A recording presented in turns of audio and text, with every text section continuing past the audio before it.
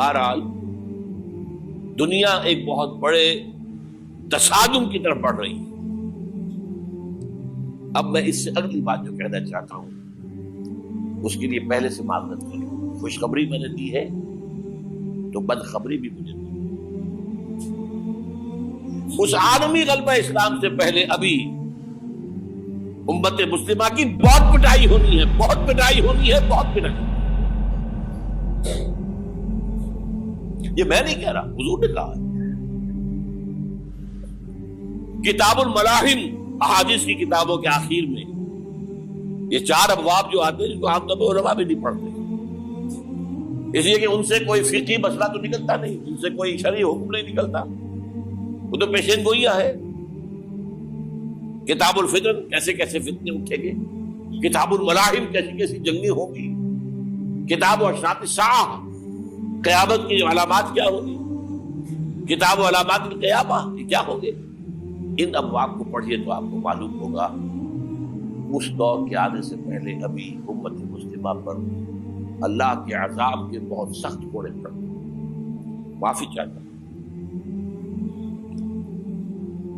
اگر رسولوں کی شان یہ تھی کہ وہ بشیر بھی تھے اور نذیر بھی تھے تو میں بھی ایک ادنا غلام نہیں کہوں. میں جو کہہ رہا ہوں قرآن حدیث سے کہہ رہا ہوں. یہ عذاب کیوں آئے گا؟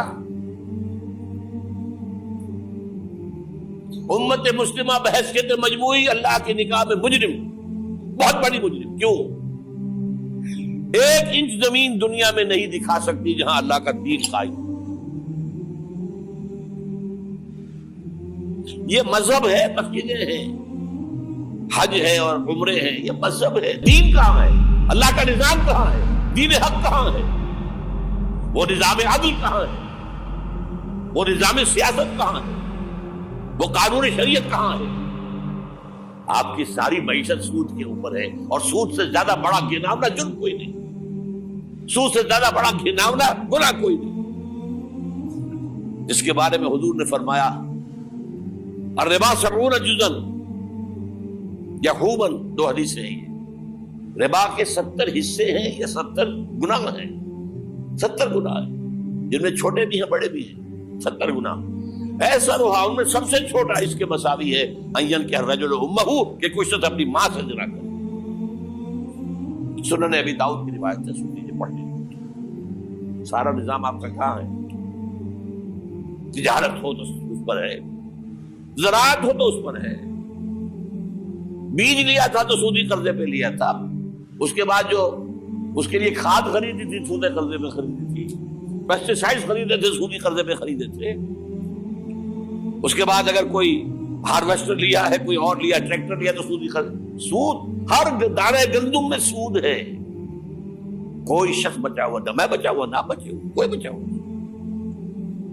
سارا کاروبار، ساری صنعت و حرفت، ساری حکومت، پوری حکومت، پوری قوم سود کے اندر جکڑی. ایک ایک شخص. کہاں ہے اسلام؟ آپ میری بات سمجھ لیجئے. اسلام کے 2 حصے کر لیجئے. اسلام بطور مذہب، اسلام بطور دین.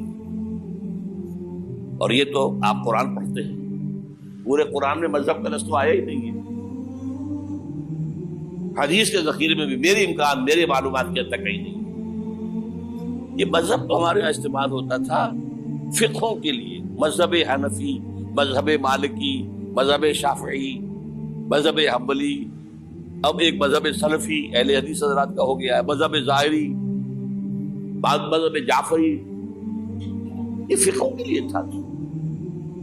مذہب کیا ہے؟ مذہب کا نام 3 چیزوں کا مجموعہ مذہب ہے. کچھ عقائد، کچھ عبادات، کچھ رسومات. بچہ پیدا ہوگا تو کیا کریں گے؟ عقیقہ کریں گے. کوئی فوت ہوگا تو کیا کریں گے؟ جنازہ پڑھائیں گے، کفن دفن کریں گے. شادی ہوگی تو کیا کریں گے؟ ایجاب و قبول ہوگا، ولیمہ ہوگا. یہ رسومات. دین یہ نہیں ہے. دین ہے اللہ کا دین، اللہ کا نظام، اللہ کا قانون. وَمَن لَّمْ يَحْكُم بِمَا أَنزَلَ اللَّهُ فَأُولَٰئِكَ هُمُ الْكَافِرُونَ. جو اللہ کی اتاری ہوئی شریعت کے مطابق فیصلے نہ کرے وہی تو کافر ہے. میں اور آپ کون ہیں؟ برا نہ مانیے. Face defects. اور یہ فتویٰ کس کا ہے؟ اللہ کا ہے. وَمَن لَّمْ يَحْكُم بِمَا أَنزَلَ اللَّهُ فَأُولَٰئِكَ هُمُ الْكَافِرُونَ وَمَن لَّمْ يَحْكُم بِمَا أَنزَلَ اللَّهُ فَأُولَٰئِكَ هُمُ الظَّالِمُونَ وَمَن لَّمْ يَحْكُم بِمَا أَنزَلَ اللَّهُ فَأُولَٰئِكَ هُمُ الْفَاسِقُونَ. 3 فتوے ہیں اس مفتی اعظم کے جو ہماری اتاری ہوئی شریعت کے مطابق فیصلے نہیں کرتے. وہی تو کافر ہے, وہی تو مشرک ہے, وہی تو فاسق ناہنجار ہے, باغی. یہ ہے امت مسلمہ کا حال. اب میں یہاں آپ کو اختصار سے بیان کرتا ہوں حضور کا طریق انقلاب کیا تھا. اختصار تفصیل سے ان کتابوں میں دیکھیے. نمبر 1, دعوت ایمان بذریعہ قرآن. یتلو علیہم آیاتہ. آج جمعے میں نے اسی آیت پر تفصیل کی. تلاوت آیات, قرآن پڑھ کے سناؤ, قرآن پڑھ کے سناؤ, قرآن پڑھ کے سناؤ. کہہ دو وہی تو ہے جس نے تم کو پیدا کیا اور تمہارے کان اور آنکھیں اور دل بنائے, مگر تم کم ہی احسان مانتے ہو. کہہ دو کہ وہی ہے جس نے تم کو زمین میں پھیلایا اور اسی کے روبرو تم جمع کیے جاؤ گے. کیا یہ کسی کے پیدا کیے بغیر ہی پیدا ہو گئے, یا یہ اپنے آپ کو خود پیدا کرنے والے ہیں, یا انہوں نے آسمانوں اور زمین کو پیدا کیا ہے؟ نہیں, بلکہ یہ یقین ہی نہیں رکھتے. تو کیا ہم پہلی بار پیدا کر کے تھک گئے؟ نہیں, بلکہ یہ اثر نو پیدا کرنے کے بارے میں شک میں پڑے ہوئے ہیں. اور ہم ہی نے انسان کو پیدا کیا ہے, اور جو خیالات اس کے دل میں گزرتے ہیں ہم ان کو جانتے ہیں, اور ہم تو رگ جان سے بھی زیادہ اس کے قریب ہیں. اور کافر انسان کہتا ہے کہ جب میں مر جاؤں گا تو کیا زندہ کر کے نکالا جاؤں گا؟ کیا ایسا انسان یاد نہیں کرتا کہ ہم نے اس کو پہلے بھی تو پیدا کیا تھا جبکہ وہ کچھ بھی چیز نہ تھا؟ جو تمہارے پروردگار کی قسم, ہم ان کو جمع کریں گے اور شیطانوں کو بھی, پھر ان سب کو جہنم کے گرد حاضر کریں گے اور وہ گھٹنوں پر گرے ہوئے ہوں گے. وہی زندہ کو مردے سے نکالتا ہے اور وہی مردے کو زندہ سے نکالتا ہے, اور وہی زمین کو اس کے مرنے کے بعد زندہ کرتا ہے, اور اسی طرح تم دوبارہ زمین میں سے نکالے جاؤ گے. اور اسی کی نشانیوں میں سے ہے کہ اس نے تمہیں مٹی سے پیدا کیا, پھر اب تم انسان ہو کر جا بجا پھیل رہے ہو.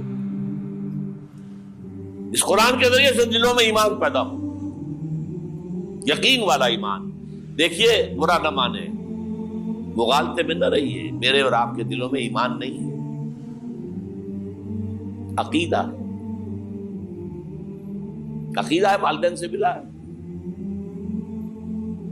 یقین والا ایمان کہاں ہے؟ اپنے گریبان میں جھانکیے, اللہ آپ کو توفیق دے. کیا مجھے واقعی یقین ہے کہ مجھے مرنے کے بعد جی اٹھنا ہے؟ کیا مجھے یہ واقعی یقین ہے کہ اصل زندگی آخرت کی زندگی ہے؟ کیا مجھے واقعی یقین ہے کہ قرآن اللہ کا کلام ہے؟ ٹٹولی اپنے دلوں کو. اگر یقین ہوتا کہ اللہ کا کلام ہے تو آپ اس کو سمجھنے کے لیے عربی بھی نہ سیکھ سکتے.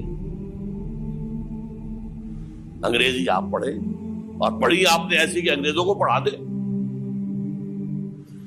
کیا نہیں کیا, پی ایچ ڈیز کر رہے ہیں, کون کون سے فنون نہیں سیکھے, ڈاکٹر اتنی عربی نہیں سیکھی. تمہارا دعویٰ ہے کہ تمہارا یقین تھا میری کتاب پر, اللہ پوچھے گا تمہارا سلوک کیا تھا میری کتاب کے ساتھ. تم نے پڑھا اس کو, سمجھا اسے سمجھنے کے لیے عربی سیکھی نہیں, تو تم جھوٹ بول رہے ہو. تمہارا کوئی ایمان نہیں تھا میری کتاب.